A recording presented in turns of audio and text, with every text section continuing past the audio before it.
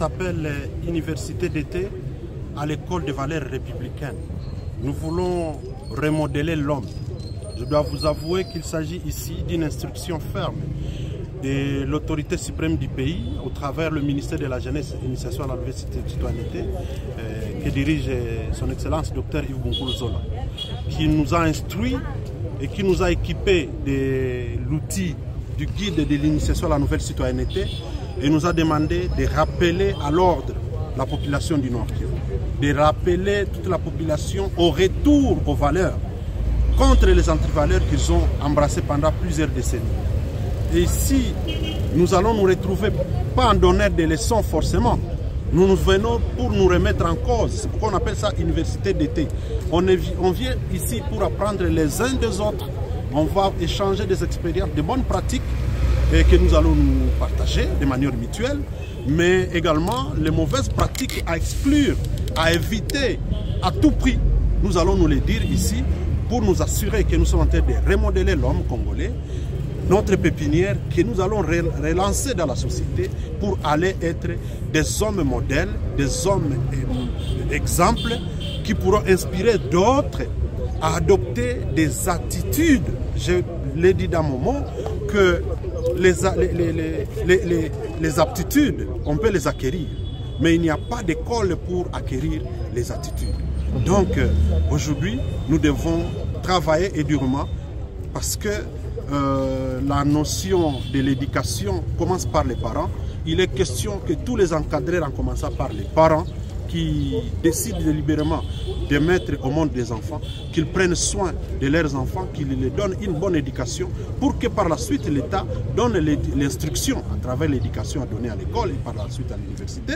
Mais alors, tout part de l'éducation de base. C'est ce qui va faire à ce qu'on arrête d'assister à des attitudes, à des comportements des citoyens congolais qui se manifestent de manière très décourageante parce que pour la plupart, ils sont en train de couper les goûts de vivre au travers de leurs pratiques. Le respect des biens publics, du patrimoine commun, on l'a perdu. L'essence de l'honneur, on l'a perdu. Donc du coup, il est question que nous puissions revenir sur une table pour dire, écoute, est-ce que de cette façon, nous sommes en train de nous classer en ordre d'étude dans le Conseil des Nations?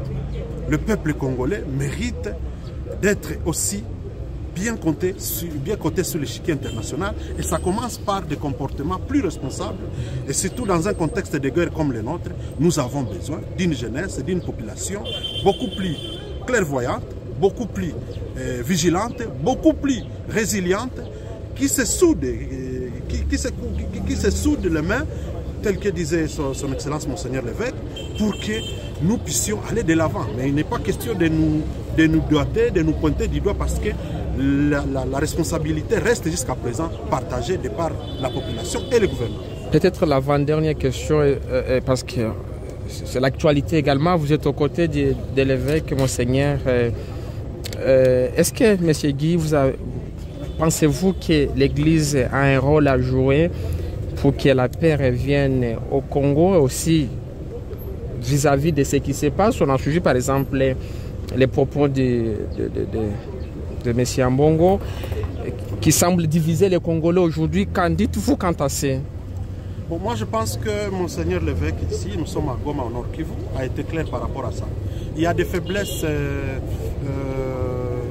au niveau de notre pays, mais des faiblesses qui peuvent être relevées parce que l'homme il est changeant. Comprenez, l'homme est changeant, c'est pourquoi vous nous voyez organiser des activités comme ça, parce que nous savons qu'à travers elles, nous pouvons changer l'homme.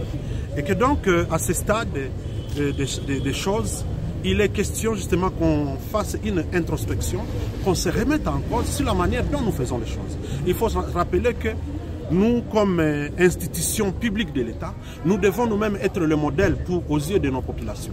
Il faut que ceux-là qui animent les institutions, qu'elles soient les institutions constitutionnelles d'abord, en commençant par le président de la République, jusqu'au niveau local, mais également les institutions d'appui à la démocratie, n'est-ce pas? Tous les acteurs, à chacun à son niveau, ont l'obligation de se rappeler qu'ils gouvernent pour autrui, pour la population, et qu'il est redevable Et c'est dans le sens de la redevabilité qu'il doit justement être transparent dans sa manière de faire pour inspirer les autres et ne pas continuer à développer cette culture de chercher le pouvoir pour le pouvoir, pour que à l'occasion, ce soit l'occasion pour aussi s'enrichir. Nous devons préparer l'avenir pour les générations actuelles et les générations à venir. Merci. C'est moi qui vous remercie. Vous savez que l'Église catholique a toujours été aux côtés de la jeunesse parce qu'elle est bien consciente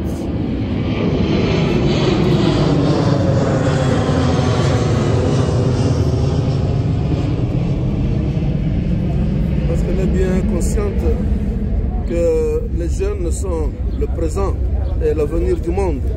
Alors nous ne pouvons pas bâtir l'avenir de notre pays en laissant la jeunesse de côté. Et c'est pourquoi nous voulons surtout une jeunesse qui soit responsable, une jeunesse qui intériorise le sens des valeurs, les valeurs de la paix, de la justice, de la valeur de la responsabilité et de la cohésion sociale. Et comme vous le savez, dans notre province, nous en avons grandement besoin, étant donné la situation dans laquelle nous connaissons, dans laquelle nous vivons, une situation d'insécurité, une situation de manque de cohésion sociale, une situation de misère, de chômage des jeunes. Donc il est important que notre jeunesse se sente d'abord le premier responsable de ce qui arrive et qu'elle réfléchisse pour savoir comment prendre en main son avenir, qui est l'avenir même de notre pays. Je vous remercie. Excusez-moi, une dernière question. Monseigneur, vous dites bien sûr que l'Église toujours aux côtés des jeunes et vous semblez déplorer la situation dans laquelle aujourd'hui les Congolais vivent, s'il faut le dire comme ça. Est-ce que pensez-vous, s'il faut le dire, quelle lecture faites-vous? Pensez-vous que les gouvernants ont carrément échoué, que c'est l'État que les jeunes se prennent en charge?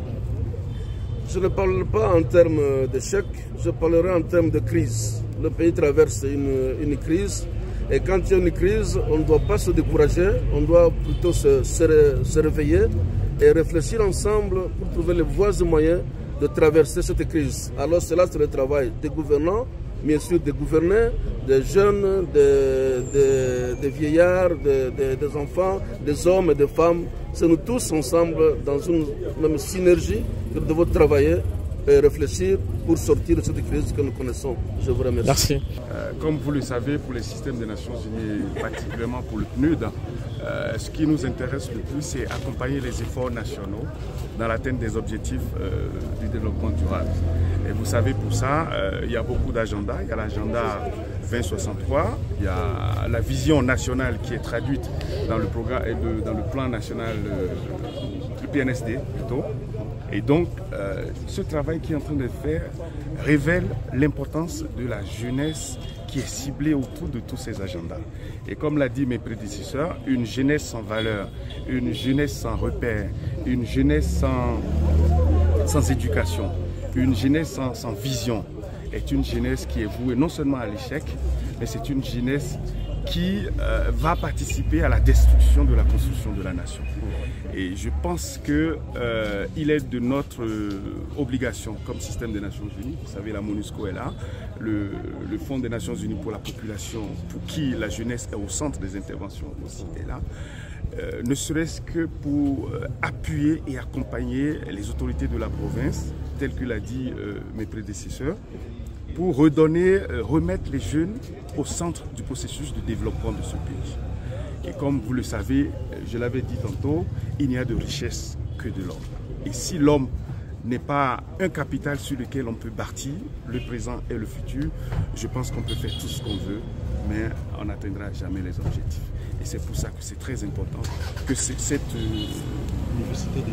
université d'été ne soit pas seulement une action isolée, mais que ça rentre dans un processus de transformation de la jeunesse pour des résultats positifs et des impacts positifs dans la communauté. Ouais, dernière question, réunie avec les jeunes autour d'un thème qui réunit les jeunes, parce que vous parlez que ces jeunes-là, c'est les futurs du Congo, c'est ça? Mais un terme qui ne semble pas passer dans les oreilles des jeunes, à quand leur futur arrivera, M. Patrick? Oui, comme vous savez, Nous aujourd'hui, bon, on est dans une... Les aînés aujourd'hui étaient l'espoir d'hier. Donc c'est un processus itératif qui ne s'arrête pas. Ça veut dire quoi? Nous sommes tous ensemble en train de soutenir cette nation pour qu'elle se construise. Et on ne peut rien faire sans des efforts, sans efforts présents pour le futur. Donc ça veut dire quoi? Il y a des choses que nous allons faire aujourd'hui, mais c'est dans le futur qu'on va voir les résultats. Donc les jeunes d'aujourd'hui sont à une époque de ce pays où ils doivent accepter de se sacrifier. Donc il faut garder espoir. Il faut garder espoir, se sacrifier pour un avenir meilleur pour les générations à venir. Et c'est une, je pense, je dirais que c'est une... qu'est-ce que je vais dire? C'est une transition générationnelle.